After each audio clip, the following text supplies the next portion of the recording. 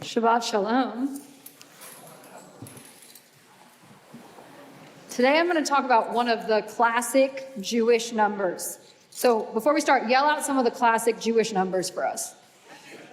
7, 10, 18, 13. Okay, there are a lot of great ones. None of you have called out the classic, which is 42. Anyone? Anyone? Okay, this silence, yes, Jackie Robinson, that's what my grandfather said yesterday. Yeah, this silence in this room is about the response I've gotten from everyone who I've told that I was going to give a sermon about this number 42. One of the people, a 6-year-old in this room, said, 42?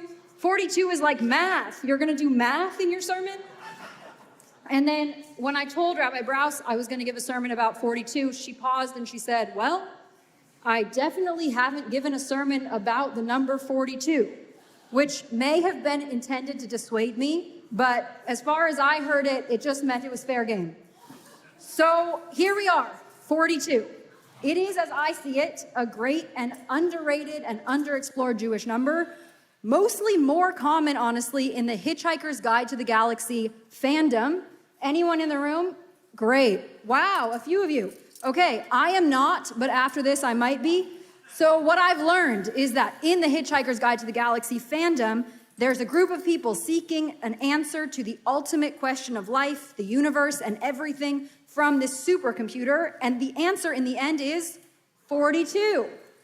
I think it may actually be connected to the Jewish 42 we're going to talk about today, but let's go back. Let's start at the beginning, the very beginning, literally. There are, as we know, many, many names of God. The most well-known of them maybe being Yud-He Vav-He, the 4-letter name of God, the Tetragrammaton, the ultimate appellation for God, the one that we don't really know how to pronounce and cannot throw away if it's written on a piece of paper. The most sacred, the one that we pronounce Adonai. Then there's, of course, Elohim, Hamakom, El Shaddai, Tzur, Adonai Tzvaot. The list goes on and on. And then, according to the Talmud, in Kiddushin, we learn there's also a 12-letter name of God. And then finally, we learn there is a 42-letter name of God. 42 letters. This name, we are told, is a permutation of the first 42 letters of the book of Genesis, beginning with the letter Bet at the beginning of Breshit and ending with Mem. And Mem Bet in the numerological system of Gematria is equal to 42. And so we have this 42-letter name of God at the beginning of the Torah. And in the Jewish mystical world of Kabbalah, there's an idea that God created the world with God's 42-letter name. I know this is a lot to track, but it's going to come together, I promise. So those first 42 letters represent that 42-letter name, this one that God used to create the world. It was there all along, since the very beginning. That is where we began. And as it turns out, this 42 shows up a lot of other Jewish places too. 42 is the number of lines per column in a Torah scroll. In a set of tefillin, both the one that goes on your head and on your arm, on your hand, each have the name of God written in them 21 times, together 42. And then this week, in this final parsha of the book of Numbers, before we head into Deuteronomy, we see the number 42 again. Now, we see it here in a totally different context than the others. As we make our way through this double parsha of Matot-Masei, of laws and rules and guidelines and then journeys, we have every stop the Israelites made on their way from Egypt to the Promised Land. Vayisu mitachat vayachanu b'tarach, vayisu mitarach vayachanu b'mitka, vayisu b'mitka vayachanu b'chashmona. They set out from Tachat and camped in Tarach. They set out from Tarach and camped at Mitka.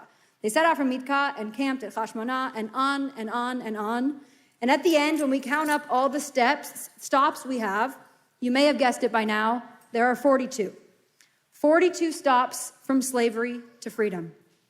These stops, of course, are really the end of the road for Moshe, for Moses. He has been leading the people from the very beginning, but now he stands on the precipice of his final speech in our Torah, before he dies and never gets to access the Promised Land.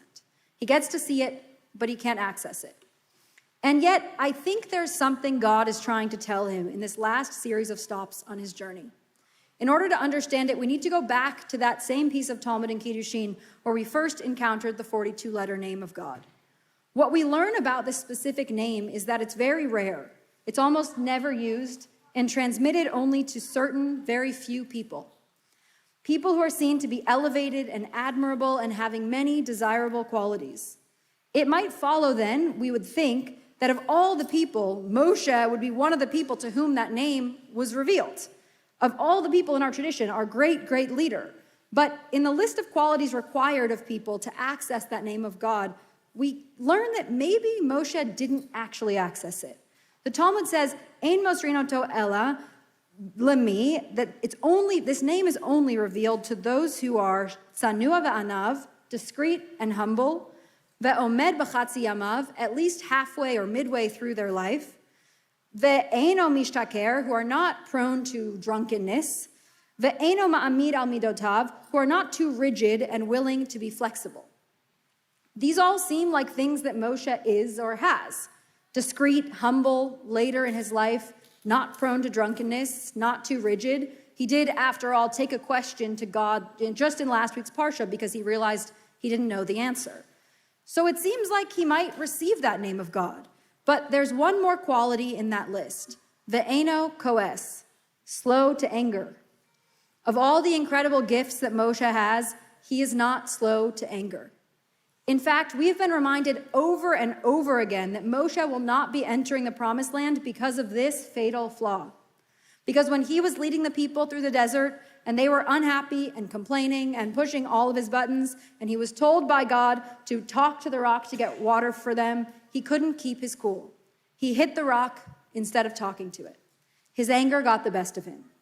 And so as close as he is to the kind of person to whom that name would be revealed, the ultimate name of God with which God created the world, he isn't quite there. So he cannot access that 42-letter name of God or the promised land. So is that it? Is it really true that this moment, this anger, took everything from him? I don't think so. Moshe is meticulous in laying out all the stops on this journey for us. He recounts them all with so much love and detail. This journey, all these stops, these are the most important of his life. The great Hasidic master, the Baal Shem Tov, says that these 42 stops, the ones that the Israelites took from slavery to freedom, these 42 stations play out in the life of every single one of us. From birth to death, we encounter these 42 stops. For Moses, that was literal. These 42 stops led him to the end of his life.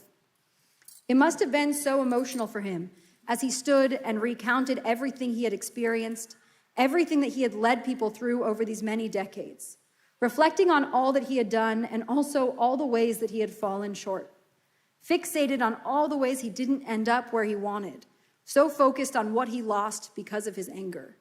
So human, really, to struggle so much with our shortcomings that we can't see anything else.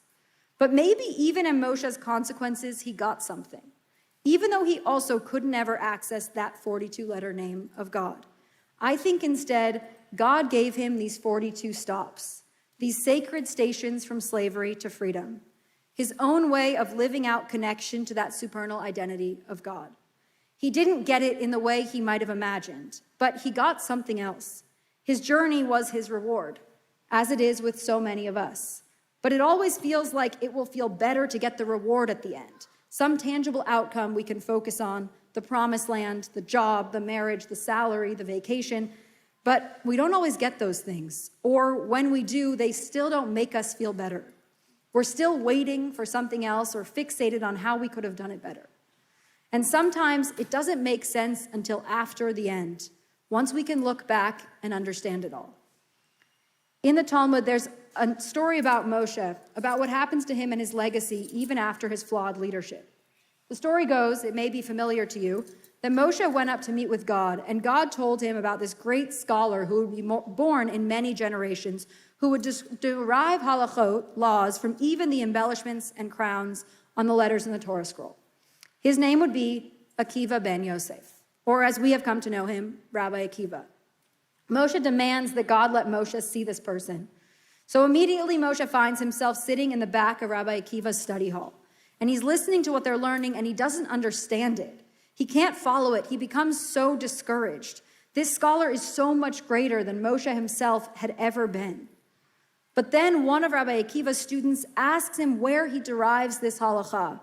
And he says, it's a halakha transmitted to Moshe from Sinai. It was Moshe's. His journey ended at the end of those 42 stops, but that was not the end of his story. Generations later, and still now, his lessons and halachot and leadership are living on in the minds and mouths of others. Back in Kiddushin, where we first saw the 42-letter name of God, there is one more thing that people who can access that name get.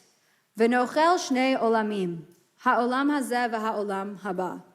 That person who can access that name of God gets access to two worlds, this world and the world to come.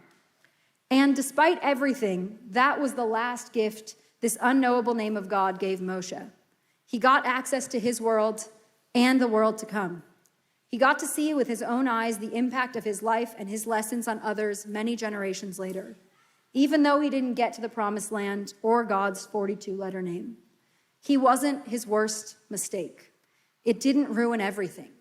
He still got all 42 stops. And that 42-letter name of God still let him see the world to come. It just took some time to see it. And isn't that true for us so much of the time? I hope we can all be so lucky as to get insight into a world far away from this one, in which we too are not held to our worst mistakes, where we're able to see the whole journey in its entirety, where we get to hear our own souls reflected many generations later in the mouths of others. I told you, 42 is a good Jewish number. Shabbat Shalom.